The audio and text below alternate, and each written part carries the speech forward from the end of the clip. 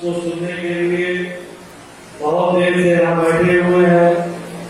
हम लोगों के मुखिया, आज के मुख्य अतिथि माननीय बाबू श्री कुशवाहा जी, मैं आपको आमंत्रित करता हूँ कि आए और अपनी बातें रखने के लिए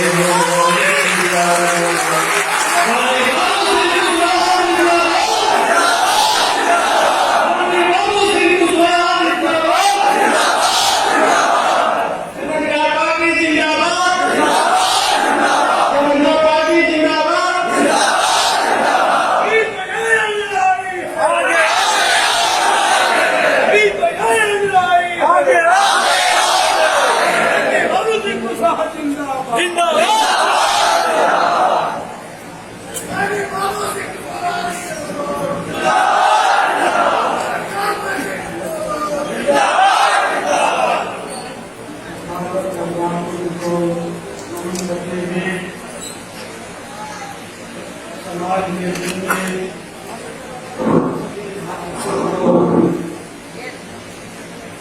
प्रणाम करते हुए आज की इस वार्ता बैठक में उपस्थित सभी मेरे सम्मानित साथियों, मंच पर बैठे हुए सभी सम्मानित नेतागण, समय काफी हो गया है तो मैं एक करके सबका नाम नहीं ले पा रहा हूँ, लेकिन आपके सामने है जो भी हमारे सम्मानित नेतागण बैठे हैं और आप सभी लोगों का मैं इनकी गहराई से धन्यवाद देता हूँ, शुक्रिया करता हूँ। हमारी महिलाएं मातृ आई हुई है, बड़ी खुशी की बात है कि हम लोगों ने जो अपने मंडल अध्यक्ष, मंडल प्रभारी और जो जिला की कमेटी के साथियों से हमने आग्रह किया है कि जिलों में जिन लोगों को अभी हम जोड़ने में पीछे हैं या जिन समाज के लोगों को हम जोड़ने में अभी पीछे हैं, हमारी कोशिश हो कि उन सभी लोगों को हम जोड़ करके अपनी पार्टी के साथ खड़ा करें। और मैंने ये भी अपील किया था आपसे कि आप लोग एक समाज से दो लोगों को, हर जिले से लगभग 8-10 जाति के लोगों को, 15-16 लोगों को आप लोग लाइए ताकि हम लोग उनसे बातें करें, हम भी अपनी दुख सुख की बातें करें और उनकी भी कुछ दुख सुख की बातें सुने। उससे आने से पहले और मेरे आने के बाद भी बहुत सारे साथियों ने अपनी बातें आपके बीच में रखी। उन सारी बातों का जो सार है, जो निचोड़ है, वो एक ही है कि हमारी बिगड़ी बातें कैसे बने, हमारी समस्याओं का समाधान कैसे हो, हमारे बच्चे, हमारे आने वाली पीढ़ी कैसे उसको इस देश में अच्छी शिक्षा मिले, अगर वो शिक्षित हो जाए तो उसे रोजगार मिले। ये सारी जो पीड़ा है इस देश के पिछड़े के दलित के जो इस देश का मजदूर है, किसान है, हमारी सबकी समस्याएं एक जैसी। या हम कहें कि जितने लोग हम इकट्ठा हैं, हम ही लोगों में से किसान हैं, मजदूर हैं, हमारे ये बच्चे बेरोजगार हैं, सारी समस्याएं जितने नाम लेकर के हम बोलते हैं वो सारी समस्याएं हमारे सबके ऊपर हैं। इस समस्याओं का समाधान कैसे हो, समय समय पर बहुत सारे महापुरुष हमारे बीच में आए और उन्होंने हमको जागरूक करने की कोशिश की और जिनसे जितना उनसे बन पड़ा उतना उन्होंने किया। चाहे वो महात्मा फुले रहे हो, जिनकी वजह से आज हम पढ़ लिख करके इस लायक हुए कि आप लोगों के बीच में खड़े होकर के अपनी बातें कहते हैं। माता सावित्रीबाई फुले जो हमारे देश की प्रथम शिक्षिका हैं, उनकी वजह से हमारे देश में हमारी बहन बेटियों को पढ़ने लिखने का अधिकार मिला। छत्रपति शाहू जी महाराज जिन्होंने 1902 में आरक्षण की शुरुआत की, रिजर्वेशन की शुरुआत की, इस देश में का जो वीकर सेक्शन है, दलित है, पिछड़ा, उसको भी शासन और प्रशासन में हिस्सा मिल सके, उसके लिए उन्होंने 1902 में रिजर्वेशन की शुरुआत की। उसके बाद बाबा साहब अम्बेडकर ने जब उनको मौका मिला संविधान लिखा,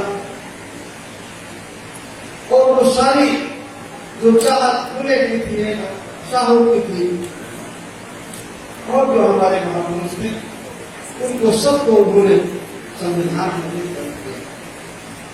और सारे हमारे महापुरुष थे जिनको हम कुछ को जानते हैं, कुछ को नहीं जानते। कल माता अवंतिबाई गुरुजी का जन्मदिन था।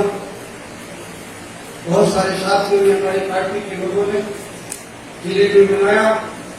अवंतिबाई गोधी समाज से उनका भी आजादी में बहुत बड़ा योगदान, जितना संघर्ष उन्होंने किया।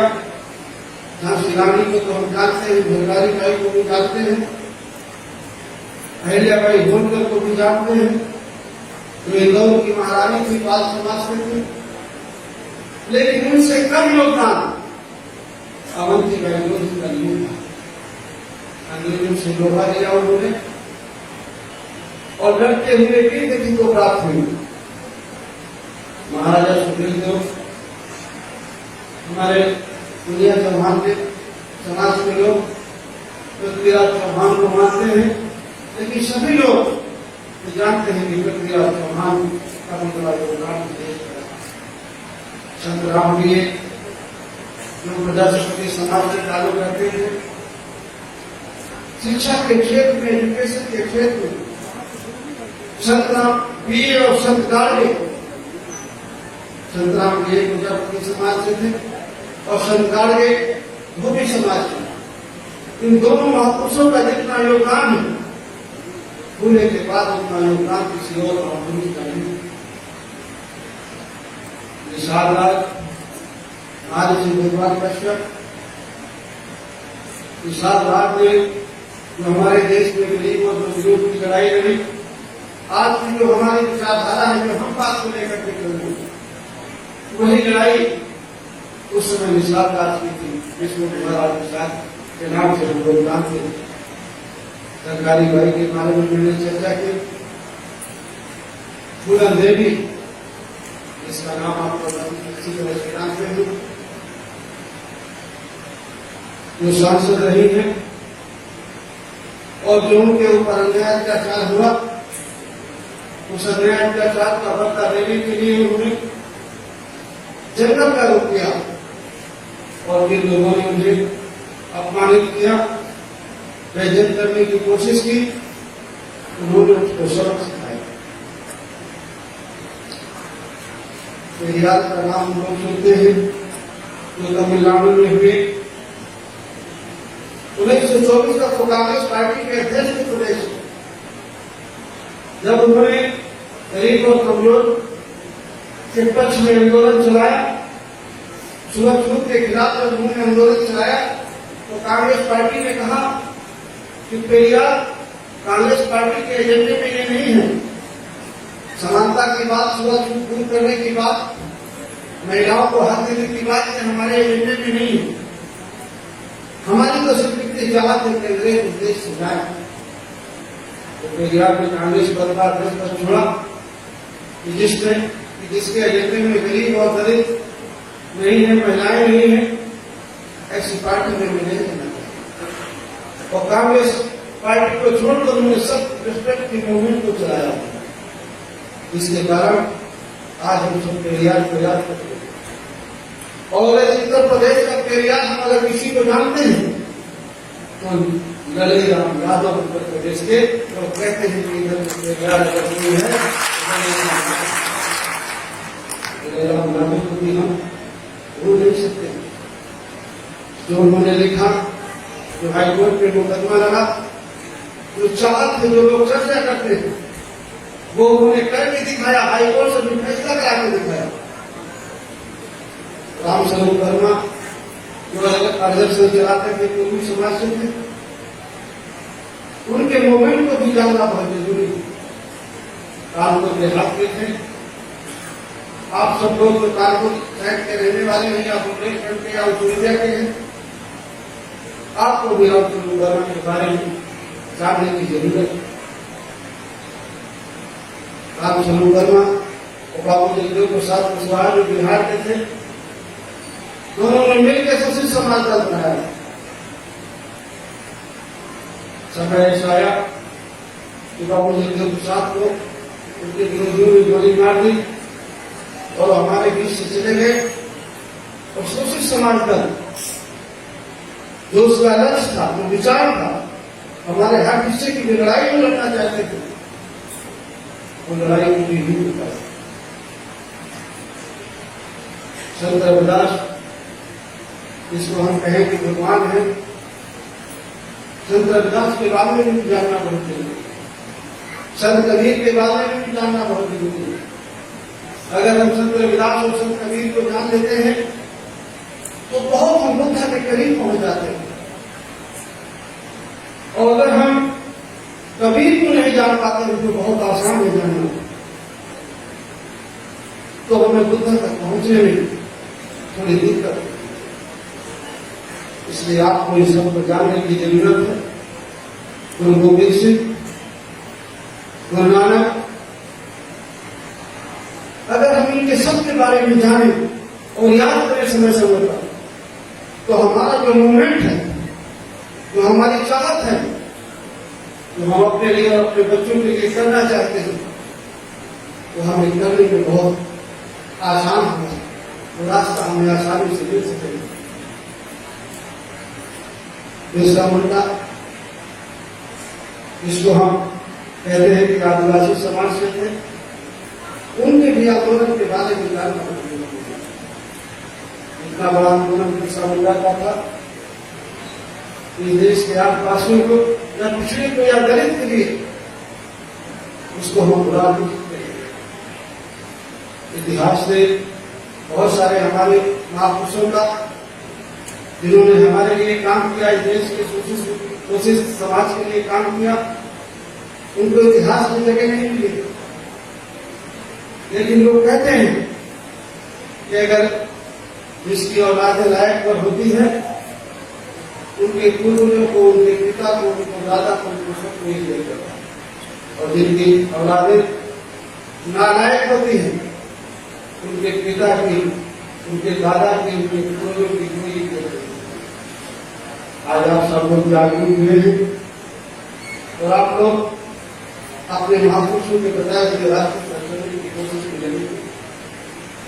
मानव कांशीराम जी, इन्होंने बहुत समाज पार्टी बनाई। महात्मा मुंडा भी जन्मदिन था, उसको भी हम लोगों ने मनाया और मानव कांशीराम जी को हम लोगों ने याद किया। लेकिन जब कांशीराम जी का हम नाम लेते हैं, बहुजन समाज पार्टी का नाम लेते हैं, तो हमें बाबा साहब अम्बेडकर याद आते हैं और बाबा साहब अम्बेडकर की रिपब्लिकन पार्टी याद आती है। बाबा साहब अम्बेडकर ने रिपब्लिकन पार्टी बनाई और महाराष्ट्र में और उससे सूबों में भी एमएलए एमपी भी बने। एमपी तो नहीं बने, लेकिन एमएलए बने और बात बड़ी तेजी से फैली। लेकिन बाबा साहब अम्बेडकर के जाने के बाद जो रिपब्लिकन पार्टी को चाहने वाले, बनाने वाले बाबा साहब अम्बेडकर के अनुयायी थे, बाबा साहब अम्बेडकर के जाने के बाद ही उनके हाथ में खेल गए, जिनके खिलाफ बाबा साहब अम्बेडकर ने रिपब्लिकन पार्टी बनाई थी। आप अगर रिपब्लिकन पार्टी को याद करेंगे और उत्तर प्रदेश में बहुजन समाज पार्टी को याद करेंगे, तो आपको बहुत सारी चीजें मिलती जुलती नजर आएंगी। इतिहास अपने आप को दोहराता है।